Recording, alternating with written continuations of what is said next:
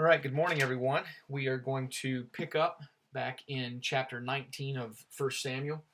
And a quick review here. The beginning of 19, we were in 19 yesterday, and inserted in the middle of chapter 19, around 3/4 of the way through chapter 19, we found Psalm 59 as well. And at the beginning of 19, we saw that Jonathan, again, we were reminded of Jonathan's or Saul's son Jonathan being delighted greatly in David, and that he had spoke well of David. And Saul had sworn to his son Jonathan that he would not that David would not be killed. But right after he had made that statement, he had sent out messengers to David's home and tried to kill him. And Michal, who was the daughter of Saul, which made David Saul's son-in-law, Michal had let David out of the window, and David had fled. So he was. That's where we're going to find David picking back up here in 19. We're going to find that he has fled to see Samuel, and with Psalm 59, the being inserted here, we're going to see more of this as we go along, and that's one of the things I'm already appreciating about the Chronological Study Bible is these Psalms showing up right in the middle of what's going on in David's life, and providing us this window into David's heart. Just this poetry, this song, and giving us an idea of what he was dealing with. When he's crying out to God, and we saw in Psalm 59 yesterday, just this questioning as well of what's going on. Why am I surrounded by this iniquity? Why is Saul out to get me? Why are my enemies out to get me? What transgression have I committed? What's going on here? But just being honest in front of the Lord, being vulnerable in front of the Lord, and just this crying out. So picking up in 18, verse 18 of chapter 19, it says, "So David fled and escaped, and went to Samuel at Ramah, and told him all that Saul had done to him." Right here, of note, is the fact that David goes to Samuel. And what we can see in this is that men of God go to other men of God in time of trouble. And he and Samuel went and stayed in Naioth. Now it was told Saul, saying, "Take note, David is at Naioth in Ramah." Then Saul sent messengers to take David. And when they saw the group of prophets prophesying, and Samuel standing as leader over them, the Spirit of God came upon the messengers of Saul, and they also prophesied. And when Saul was told, he sent other messengers, and they prophesied likewise. Then Saul sent messengers again the third time, and lo and behold, they prophesied also. Then he also went to Ramah, and came to the great well that is at Seku. So he asked and said, "Where are Samuel and David?" And someone said, "Indeed, they are at Naioth and Ramah." So he went there to Naioth and Ramah. Then the Spirit of God was upon him also, upon Saul. And he went on and prophesied until he came to Naioth and Ramah.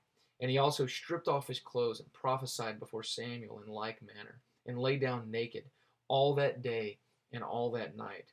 Therefore they say, "Is Saul also among the prophets?" So David's with Samuel. Saul sends these messengers, and in hopes of them coming back. And all we're seeing here is that each time that a messenger goes, the Spirit of God evidently is so strong here in the area that those who come within the vicinity are immediately taken over, by God's Spirit. God's Spirit comes upon them, and they're prophesying in every case. And so Saul goes in himself, and the same thing happens to him. And he's so overtaken by the Spirit of God that he has stripped off his clothes, and he's prophesying even before Samuel in like manner. And at the end there it says, "Therefore they say, is Saul also among the prophets?" And we had seen a similar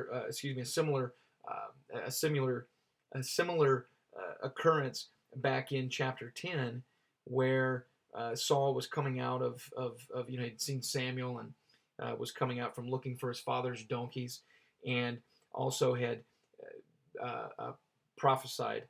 And that was chapter 10, verse 11, where they had asked a question as well. What is this that has come upon the son of Kish, referring to Saul? Is Saul also among the prophets? And then in getting to chapter 20, then David fled from Nahath and Ramah and went and said to Jonathan, what have I done? What is my iniquity, and what is my sin before your father that he seeks my life? David's on the move, on the run. First he goes to Samuel, and now he goes to Jonathan. And this is such an innocent question right here at the beginning of chapter 20. I mean, David's really seeking, what's going on. And when I first read this, I just up to what we know of David so far, I was just thinking about David and reflecting on David. And there's really a certain boyishness, I guess, maybe to David. But inside that boyishness, we're seeing a man being birthed, and perhaps he's already birthed there. I mean, whatever the stage of transition, I can't speak to that. But just thinking of what we know about David already, the fact that he'd been a shepherd boy, he was out with tending the sheep by himself under the stars, growing in God, and then to be anointed by Samuel, being the last of the sons being brought because nobody even expected him. And then what we saw when he came to give food at his father's command, his father commanded him to bring food to his brothers as they were in battle formation against the Philistines with Goliath out in the valley defying Israel's God. And just him showing up, being there at the right time and hearing what there is and just responding. It's just we just kind of just see these responses, happening with him, but with this fleeing and everything, he's asking the question, what's going on? We had seen that in Psalm 59, when he said in verse 3 of Psalm 59, for look, they lie in wait for my life, the mighty gather against me, not for my transgression, nor for my sin, O Lord. They run and prepare themselves through no fault of mine. So here we are again. Then David fled from Nahath and Ramah, chapter 20, and went and said to Jonathan, what have I done? What is my iniquity, and what is my sin before your father, that he seeks my life? This is the anointed king of Israel on the run. So Jonathan said to him, by no means, you shall not die. Indeed, my father will do nothing, either great or small, without first telling me. And why should my father hide this thing from me? It is not so. Apparently here, Jonathan didn't know the events, the fact that his father had tried to spear David on a few occasions already. And, he's saying this, why should my father hide this thing from me? It is not so. And Jonathan's thinking that, hey, Saul's my dad. I'm in his confidence, and he's, he'll tell me everything. So he's trying to reassure David that, hey, I know what's going on. I'm in the confidence of my father. He'll let me know what's up. And then David informs him in verse 3 here. Then David took an oath again, and he says, your father, Jonathan, your father certainly knows that I have found favor in your eyes. And he has said, do not let Jonathan know this, lest he be grieved. But truly, as the Lord lives, and as your soul lives, there is but a step between me and death. So Jonathan said to David, whatever you yourself desire, I will do it for you. And David said to Jonathan, indeed, tomorrow is the new moon, and I should not fail to sit with the king to eat, but let me go that I may hide in the field until the third day at evening. If your father misses me at all, then say, David earnestly asked permission of me that he might run over to Bethlehem, his city, for there is a yearly sacrifice there for all the family. If he says thus, it is well, your servant will be safe. But if he is very angry, be sure that evil is determined by him. Therefore you shall deal kindly with your servant, for you have brought your servant into a covenant of the Lord with you. Nevertheless, if there is iniquity in me, kill me yourself. David speaking to Jonathan here. Kill me yourself, for why should you bring me to your father? But Jonathan said, far be it from you, for if I know certainly that evil was determined by my father to come upon you, then would I not tell you? Then David said to Jonathan, Who will tell me? Or what if your father answers you roughly? So so Jonathan, we saw he listened to David, and when David said, "Look, your dad's out to get me, and he's kept this from you." Jonathan hears it, and in verse 4 said, "Whatever you yourself desire, I will do it for you." And so David sets up this plan with him and says, "Look, I'm not. Here's the new moon, and the new moon was a festival that was practiced at the beginning of a new month based on a new moon. So the ancient calendars were based on the moons. Had to do with agriculture and whatnot, and so there's just going to be this important feast. And he says, "Look, I'm not going to be there. So I'm not going to be there. And when your father inquires of me and says, 'Hey, where is he at?' I want you to tell him that I've gone up to give sacrifice in Bethlehem."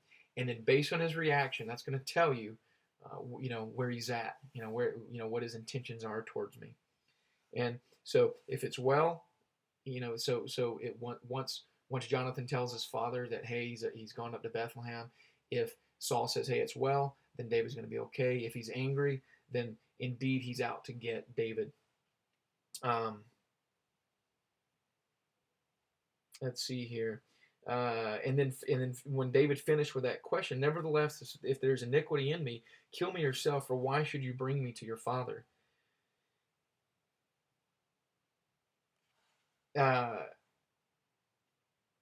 Let's see here. Yeah, so why should you bring me to your father? And then Jonathan's response, far be it from you, for if I knew certainly that evil was determined by my father to come upon you, then would I not tell you?